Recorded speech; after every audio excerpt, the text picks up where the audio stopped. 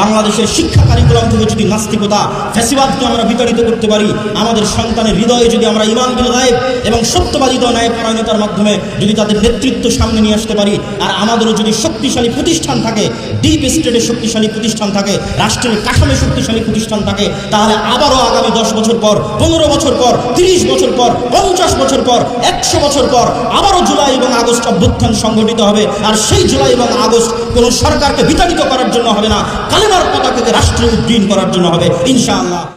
আসসালামু আলাইকুম ওয়া রাহমাতুল্লাহি ওয়া বারাকাতুহু। আলহামদুলিল্লাহ ওয়াহদাহু ওয়াসসালাতু ওয়াসসালামু আলা মান লা নাবিয়্যা বা'দা। প্রশংসা মহান আল্লাহ, শান্তি অবতীর্ণ হোক সর্বশেষ সর্বশ্রেষ্ঠ রাসূল আহমদ মুহাম্মদ মুস্তাফা সাল্লাল্লাহু আলাইহি ওয়াসাল্লামের প্রতি।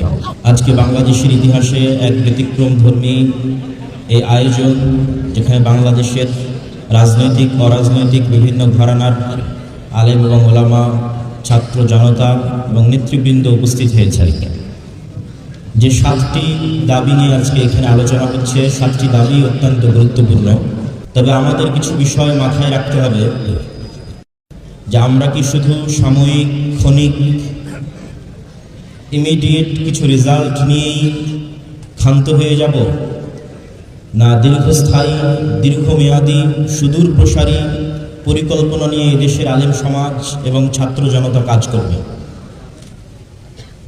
আপনাদের একটি বিষয় মাথায় রাখতে হবে যে 24 জুলাই আগস্ট গণ অভ্যুত্থানে এদেশের ধর্মপ্রাণ মুসলমান জনগণ এবং ছাত্র, মাদ্রাসার আলেম এবং ওলামাদের ব্যাপক অবদান এবং ভূমিকা ছিল। কিন্তু আপনি খেয়াল করে দেখবেন যে রাস্তায় লক্ষ লক্ষ কোটি কোটি মুসলমান ধর্মপ্রাণ জনতা থাকলেও ক্ষমতা কিন্তু চলে গেছে এনজিওদের হাতে। তার কারণ হচ্ছে আমরা ভোটার হিসেবে, সাধারণ জনগণ হিসেবে আমাদের সংখ্যা এবং আমাদের সমর্থন লক্ষ লক্ষ কোটি কোটি হলেও রাষ্ট্রের যে ডিপ স্টেট আছে, রাষ্ট্রের যে মূল স্টেক হোল্ডার আছে, সেই জায়গায় আমাদের কোনো শক্তিশালী প্রতিষ্ঠান আমরা তৈরি করতে পারি না। এই শক্তিশালী প্রতিষ্ঠান তৈরি করতে না পারার কারণে কোনো উদ্যোগ ঘোষণা হওয়ার পর আমরা আজীবন শুধু প্রতিবাদী করে গেলাম, নিজেরা কোনো উদ্যোগ নিয়ে বাস্তবায়ন করতে পারলাম না। যেমন ছাত্র জনতার রক্তের উপর যে সরকার তৈরি হয়েছে, সেই সরকার প্রাথমিক বিদ্যালয়গুলোতে কোরআন শিক্ষার ব্যবস্থা না করে গানের শিক্ষার অনুমোদন দিয়েছিল। তাহলে আমরা এই যে লক্ষ লক্ষ কোটি কোটি জনগণ পরিশ্রম করলো, শ্রম দিল, তারা কেন রাষ্ট্রে প্রাথমিক শিক্ষায়